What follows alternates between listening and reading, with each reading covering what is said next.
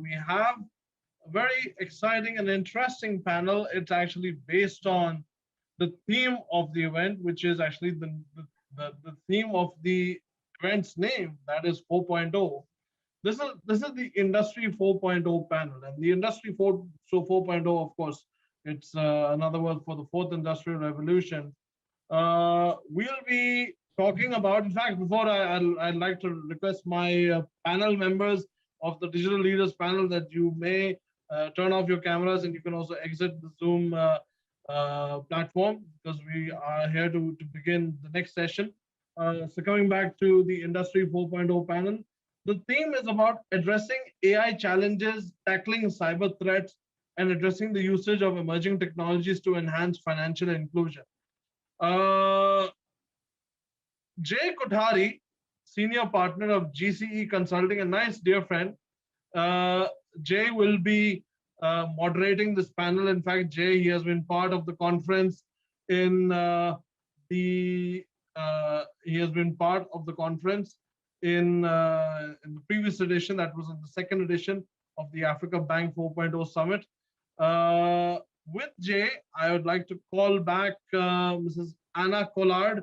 We've just witnessed a presentation from her from No Before, and Anna is the Senior Vice President for Content Strategy and Evangelist. No Before Africa is one of the silver sponsors of the conference.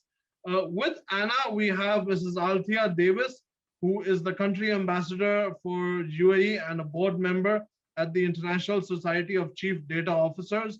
She is also the managing partner and chief data officer for Turnkey Technologies, and she is also the editorial boardroom member for the CDO magazine. So Anna, I would really like to request you to turn on your camera.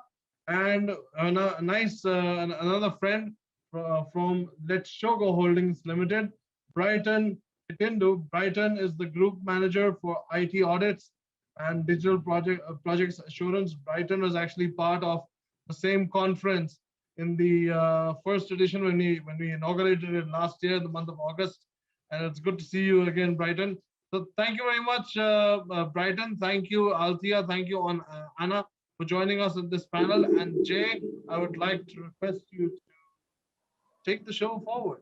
The next 40 minutes belongs to you and your panel. Over to you, mate. Perfect. Thanks so much, Fahad. Good afternoon, everyone. I hope you guys have been really enjoying. I mean, we've seen some really interesting discussions this afternoon. And I wish to welcome you all. Welcome all my panels here. And as Fahad rightfully mentioned, it's actually fairly interesting topic this afternoon. And with the industry experts that we have, I assure you it'll be a very insightful session.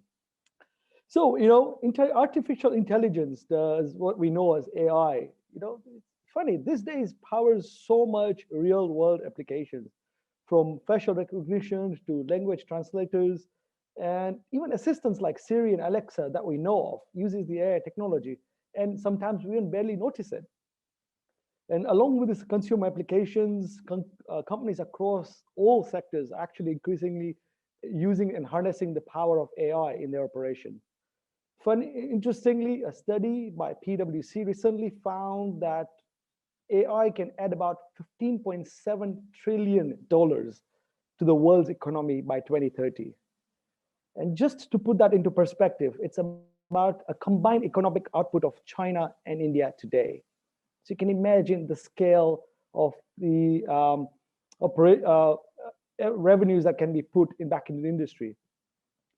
But saying that, again, another recent study by Deloitte said that 95% of enterprises faced potential challenges, implementing AI in their organization. So just so as to say, as much as the AI has its powers, there are a number of challenges such as data security, breach, cyber security, cyber threats, lack of knowledge, lack of adequate data. So to say the least, we have this industry expert today. We're going to give us real insights, and we're going to look at how these challenges are being tackled today whilst addressing the emerging technologies and to be able to enhance the financial industries. To say that, I'll move over to you, Anna, first. My first question over to you. how can we use the AI to build the virtual security analyst, sorry. How can you use AI to build a virtual security analyst? Does it really work? Is it really reliable? Do you have some cases that you can share with us today? Yeah, thanks for having me today. I think you're right. We're in this really interesting time, and definitely AI or machine learning is something that is also on a daily basis. It's just changing all the time and improving and getting better. Unfortunately, it's not just us that are using it and on the defensive side, but the bad guys are also using it. So it's always this sort of cat and mouse race. I've definitely seen the use of AI in security operations or security operations centers. I think a typical use case is where you would use it for sort of network monitoring, as well as email filtering, and it can help to augment the operations. I would not say that you can use it at this stage, how we are today, to replace the human aspect. It can definitely simplify things. It can automate processes. But there is still sort of nuances, like ethical questions, cultural questions that there aren't any algorithms for. So you still need that human touch to sort of, at the end of the day, verify. However, it can definitely speed up things dramatically. One example that I'm aware of is, for example, when users report phishing emails, the more aware they are, the more they should report incidents, and that can overwhelm your security team to sift through, okay, what is now a real thing versus it's just like a spam, or maybe it's a legitimate email. So we are using a machine learning algorithm that does that kind of pre-prioritization and checking, so that the administrator can then focus on the elements that are tagged as high risk. So it definitely helps with the prioritization, but to go as far as to say, well, we totally automate it and then use the AI to do the blocking and sort of the actual actioning, I think that's a little bit premature, and you still need that human to actually hit the delete button or sort of whatever the action might be. So yeah, but I mean, things are changing, so it's definitely we'll probably see more of. There are some companies, like I think Darktrace as an example, where AI is commercially available already, and I believe it's also really, really good. So it is there. It's just that at the same time, I think I mentioned that earlier as well, is we just have to be careful, because there's also a lot of marketing fluff, like a lot of the vendors, every security vendor, I mean, us included, everybody has some AI tool or feature. So I think as the organization, you just have to look at that really carefully, and then see, well, is it just like a rule that's been built into the product, or some basic algorithm, or is it real AI? And if it is real AI, how can that augment your current processes and make your life easier? Sure. Actually, I'm glad you mentioned. So, we all heard your presentation previously. We brought a lot of these stats, what the industry thinks about this, what are the consumers will think about what cybersecurity is. But, and with every event, there's of course a learning, that we do. But, in your experiences, maybe you can highlight one or two examples. How do these cyber criminals think? Like, how do they go about manipulating these emerging technologies that make it really sometimes feel like a walk in the park for them? Like they get in, they get out, boom. It's like a fantastic job, like the Italian job, as you call it. So how do they think? What are some of the examples? So, I mean, a good example would be ransomware operators, or the sort of affiliate networks, which is, I guess, one of the, it's not actually the biggest threat in terms of financial loss. I think typical fraud and business email compromise, we've seen more money being lost to those kind of cases. But I'm just going to use the ransomware groups now as an example, because it just showcases how profit-driven these criminals are. They don't have any political affiliations. They don't care one bit about the impact that they cause. Even though some of them have sort of publicly announced that they would exclude hospitals and government organizations, but at the end of the day, and Revil is one of these affiliate networks, and there's really interesting interviews with the people behind it, and explaining the motivation. You ask, how do these people think? So that particular person actually explained that he came from a very poor background. He remembers not being fed as a kid. And now they make, I mean, Revel made more than $100 million last year. And it's just about the profit for them. They see themselves as a service provider. They don't call their victims, they call them partners. And what's interesting is when they have these negotiations during the process with the victims, what happens, some of these chats are actually publicly visible. You can read them. What happens is that it's so strange, like the psychology of the victim and the ransomware, the perpetrator. You can see that Stockholm syndrome happening. Like they really consider themselves as being the good guys that now help their partner to resolve this issue and give them tips on how to, get the money from the cyber insurance policy, for example. Often they know better than the victims what the insurance policy is because they've stolen the data, right? And they've read the contracts. So yeah, talking about motivation, it's all profit driven. And obviously in terms of the AI conversation, like use cases where they would use AI technology or machine learning. One example would be deepfake technology. So where they make use of, like there was one case where they impersonated a CEO's voice using deepfake technology, and then combined that voice with a targeted phishing attack that then resulted in a business it's called authorized push payment fraud. So where the person targeted really believed, oh my God, the CEO wants me to do this payment. He left a message on my phone. It sounds like the CEO. I got the email, the request. So I'm going to do this payment. And I think it was an Austrian company that lost hundreds of thousands of euros in this type of more sort of sophisticated social engineering attack where deepfake technology was used. Other use cases where the bad guys use AI tech is in something called laser phishing.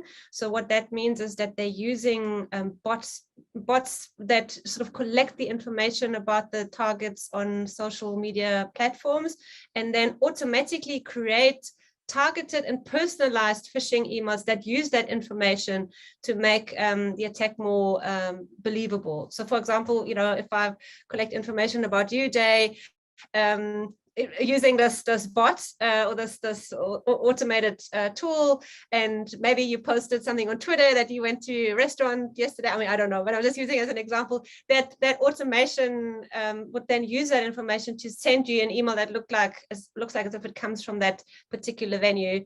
So that's another example where they use automation.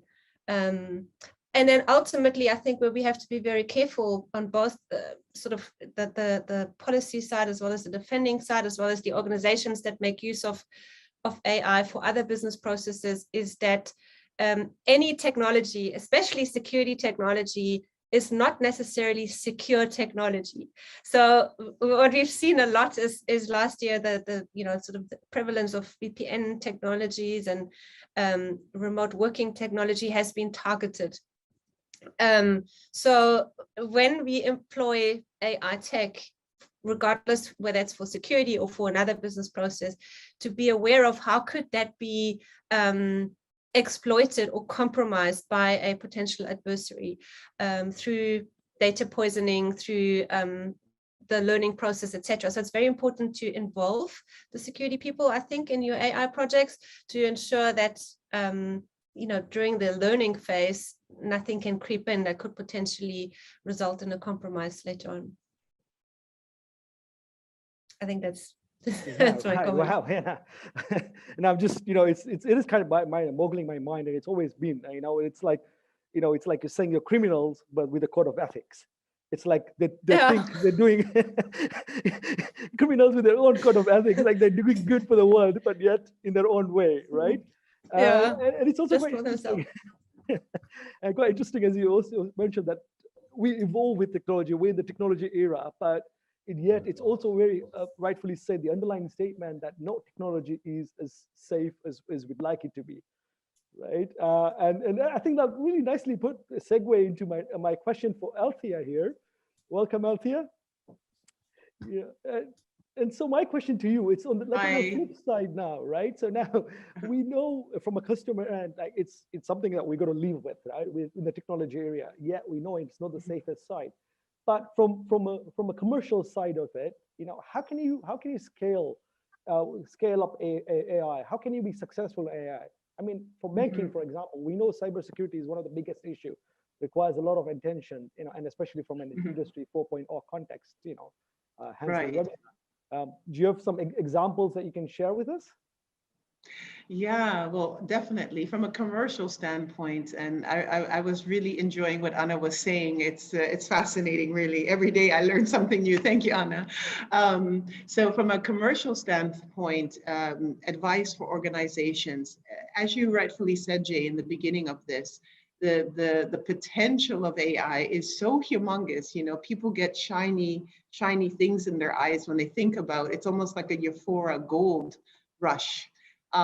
But in order to get that gold, there you need to put several things in place, because you need to actually understand your current, let's say, DNA, in the sense of understanding how your organization is resilient, is agile, how pliable is your organization.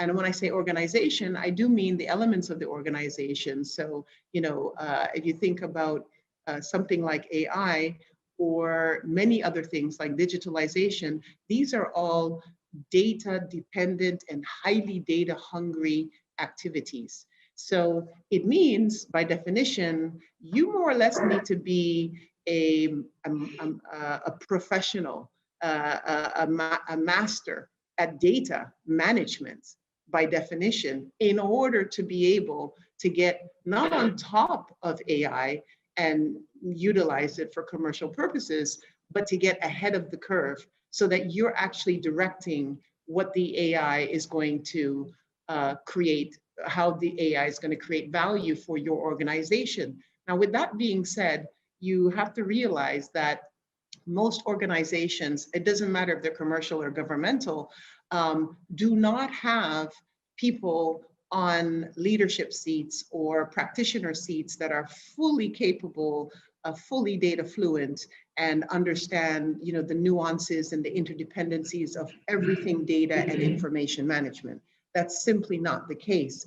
This is a new sport, data. So in order to be able to get on top of this, and I'm coming back to the answer your question, how do we get on top of AI for commercial purposes?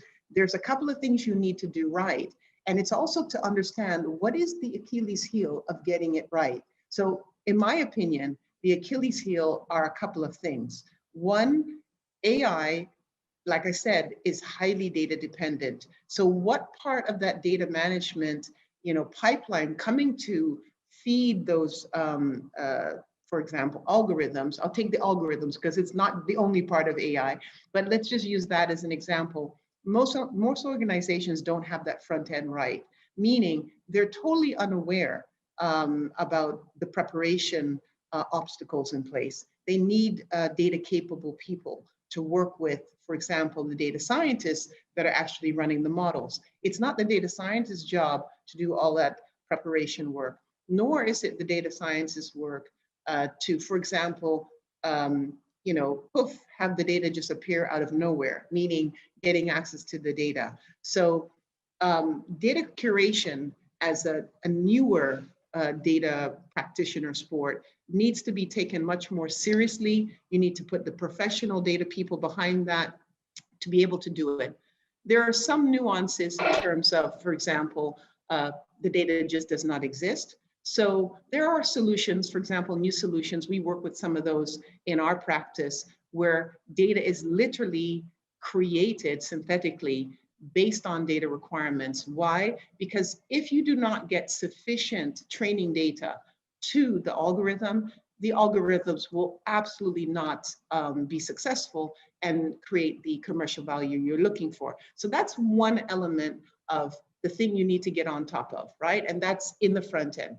The other thing you need to get on top of is understanding that the data scientist and, let's say, a use case is not the way to go about it. You need to kind of create a governance structure and a body of people to manage, almost like a manufacturing assembly line, so that you can constantly have even multiple algorithms running in parallel, so that you can kind of pick and choose and have one of scenarios. If you do not do that, you will not be able to create that scalability that everybody's looking for. Doesn't matter if you're applying it to customer segmentation or you're applying it to anything else, you know, for your organization effectiveness, you need to be able to get on top of that. The third thing that I wanted to say is, like I said, AI, people see as this shiny, you know, this shiny thing. Well, guess what? AI is not in a vacuum. It has friends, meaning there are generations of AI waves. You need to understand how many things you have around you at your disposal to kind of marry that with the AI and make the whole ecosystem better. And that also applies for things like, what's your ability with data integration? Which generation are you on? Mixing that together will really help you sufficiently to get on top of things. So if you look at, you know, where are the failures coming from? It's failure in terms of, you know, leaving it all to, for example, a data scientist, one person, or a group of people who by definition are not data practitioners nor data leaders. Two, you need to socialize it. Like I said, get a group of people and some governance around it, so you create that portfolio, and, you know, you don't just, you'll be able to repeat. If you are able to do the data curation part, you'll be able to rinse, and you'll be able to repeat if you get the people and kind of the model in place to keep on bringing that goodness to the organization. So those are some of the things that you need to do for sure. And like I said, in the very beginning of this process, in the front end, you must get sufficient data. And I'm just going to end on that.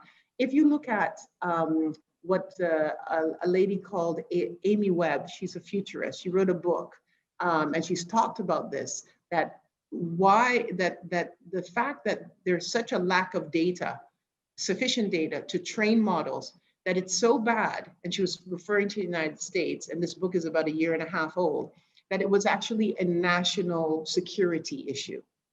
Now, why is she saying that? Is because the people who are going to be winning in our information age are the people who are going to be able to master things like AI. So if you're highly dependent on being able to be extremely eloquent with data, and you're not on top of this, and you cannot produce the appropriate amount of training data for these algorithms, you're actually out of the game. And that's the criticality of what I'm speaking about. No, and perfect, Althea. I mean, I just need to really emphasize that this conversations that really, truly remind me that the genuine underlying feature, to the shining armor called the AI is really not the codes or not the algorithms. That's really the front end to it. But the real baseline to it is data. Right. And I just try to remind the audience that we quite forget that we go into that making it more shinier and designing the best algorithms, but really without accurate, clean, and sufficient data, your AI is just as good as you design it. Yeah, right? I wanted to add to that. That like I said, AI has friends, okay? Meaning to help the organization get on top of things. So one of the things we practice is something called contextualized data and semantic architectures. Why? Because it brings the data within context for what you're trying to apply it to. So we use things like knowledge graphs and semantic language. So changing data into a language that you and I speak. And that is critically important to match that with any type of AI algorithm. There are multiple different types of AI, but I just wanted to emphasize that by marrying those two together, you create a whole new set of opportunities for your organization. And once you get that, then you're able to really expedite your scaling of AI and the value created from AI. So things like we were talking about banking 4.0, we talk about the servant mentor role of a bank, for example. So previously, you know, the last 400, 500 years, the previous role of the bank was to kind of take a stick and beat people over the head and say, we know everything about finance, you bad person, we're locking you out, and we keep a lot of people out of the banking system. Now, if you take a different role, meaning a servant mentor, so service to your client base, you could actually create your customer base by mentoring, coaching them through observation, through understanding their behavior, and educating them in a positive way to become a good customer. So this is a totally different way. And yes, you can use data and AI to do that. But this is we see this as a critical part of Banking 4.0. And on cyber, just to end on that, yes, cyber is extremely important to banking, but just like the regular use of, let's say, for pointing data and AI to customer segmentation, you can point it to cyber as well, meaning that the CISOs of the world and the data CDOs of the world need to kind of come a bit together and try to sort out the fundamental basics of data management in order to ensure that cyber management is much more under control. Right. So Althea, if I was to pick up a little bit on that issue, this meta-related data, right? Could you highlight some examples, other than the usual conventional methods of collecting this data, or approaching this data? What are some of those non-conventional, more modern, innovative ways of managing data? Sure. So one of the kind of hot topics right now for data leaders is something called knowledge graphs. What is it? Maybe a lot of you have heard of the Panama Papers, where they connected all of the relationships between different people around the world, and they followed the money. Well, they did that with a type of knowledge graph. It's called property graphs. Why is that so powerful, and why is that so much different than the way we used to manage data, which was kind of two-dimensionally? It's because it brings data into context. So very simple example. If I say to you, brown, does it mean anything to you? Probably not. But if I say to you, brown, a wooden chair, a lady with a red dress in the Seychelles is having a summit, it'll tell you something. That's the power of a knowledge graph. It can tell you that. Okay, so that's the difference. So what I wanted to say is we use at Turnkey Technologies a lot of knowledge graph and semantic architectures so that data speaks to you in a natural language. Why do we do that? We also use things called data fabrics in order to create, like, spin up things for analytics. Why would we do that? It's a store that we spin up based on the property graph approach in order to create analysis for companies in hours and days and weeks instead of months and years. Also, you probably have heard of something called data mesh, similarly used for similar purposes. So all of these different things, I mean, there are a couple of more things like data ops, operations, data curation that's used. These are method, techniques, and also solutions. This is really, really important to graduate the level of usage of data and the power of data for organizations, governments, and individuals. So I think it's highly important. No, great. Thanks, Althea. And I actually do have some follow-up questions, but fortunately we have a question from the audience which kind of relates to that. So we'll come back to that shortly here. In the meantime, let me just move over to Brighton here. And he's quite passionate in this area, and would like to let's learn a little bit about this from Brighton. Welcome, Brighton. Thank you, Jay. So my question to you is, as you rightfully mentioned, you're very passionate about this. What are some of these new open innovative strategies and technologies that are driving access to finance in our region? Thank you, Jay. I think really when you talk about open innovation, especially at this point in time, it's you're talking of co-creation. You're talking of an ecosystem sort of a structure. And maybe just to paint a picture around it, especially around financial services sector, you notice traditionally used to be, financial services, your lending, your borrowing, deposits and stuff used to be done by banks in your indigenous traditional banks. But as time moved on, this service offering has been encroached by players from different places. I mean, today we have fintechs on different parts of that value chain. We are seeing, telcos, like for example, M-Pesa and, the rest from the other parts of the world. And also seeing, your big techs. I mean, you have Alipay, you have Apple Card, you have the rest of, big techs, including Facebook the other day launching WhatsApp, I think. Yeah. So you see, there is a convergence of players in this industry. And what is very interesting is that today, the players in this financial services industry are no longer competing or differentiating around, your products and channels, like it would be for, your mainstream banking.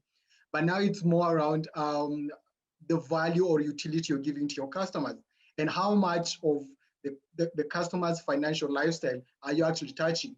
And maybe on that, you'd see, for example, people are talking of, your platforms or super apps where I'm able to access different elements of my financial needs, whether I'm, booking for hotel or I'm just borrowing, I just want to pay for medical supplies, different aspects around that. How much, who is actually touching most of those financial elements of our lifestyle. But also the other element of it being obviously the seamless customer experience. And you'd know today, today's customer is very sensitive on cost, knows what they actually want, and they're actually able to bargain for it. And it becomes even easier because now we have many players in it. They're actually able to move from one service provider to the other. And obviously, one of the most important one that has also been mentioned is platforms and service providers in the financial services that are actually anchored on a trust system.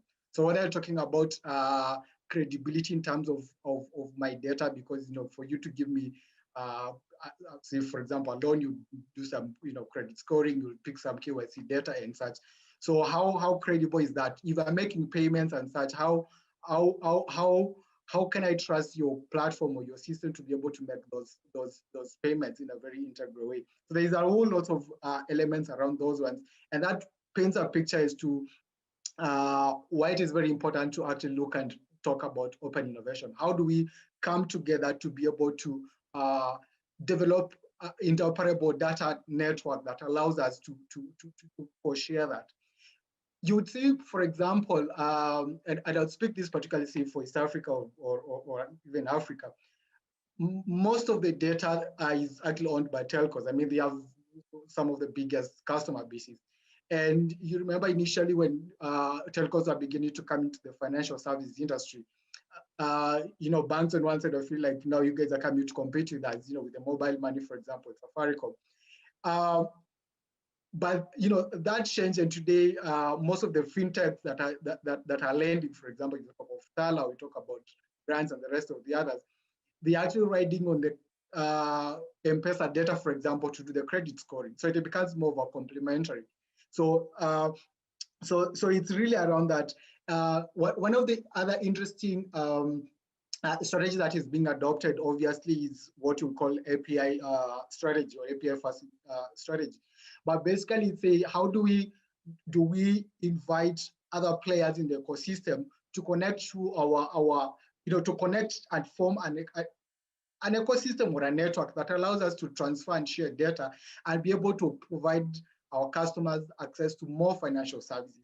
And we see this happening whether with telcos, like for example, M-Pesa API or Equity, for example, here, they have Jenga API and such. So allowing for payments, allowing for fintechs to connect that the underlying platforms or systems to be able to do whether it's credit scoring or it's just to find some KYC data and all that. So that is very, very important. So just to put it together again, is we are at a point where everybody wants to come to this space.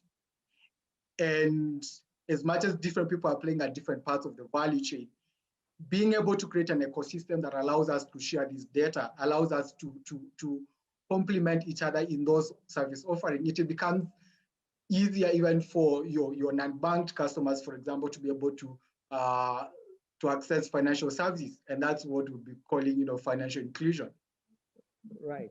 So just to be able to point, and you point out really good points out there, Brighton. So just to help bring this point home for this audience, and especially for this session, how can we integrate AI with this open innovations and technologies to be able to, improve the underwriting whilst improving the customer support? How do you see the two sort of integrating or blending in? Thank you. And I think my previous speakers have really spoken a lot about data and AI, and I think they've built a very good foundation for that. Today, for example, as I've mentioned, customers are very keen on customer experience. And where AI is coming in, you basically having this data from the customers. And if I'm a service provider, for example, I'm looking at it as data that allows me to actually understand my customers even more. So when my customers are calling to say, like, look, I have this issue with your platform, I am not able to do this, or I am struggling with this, all those elements, be able to collect that data and even be able to pick even the behavioral elements behind that data.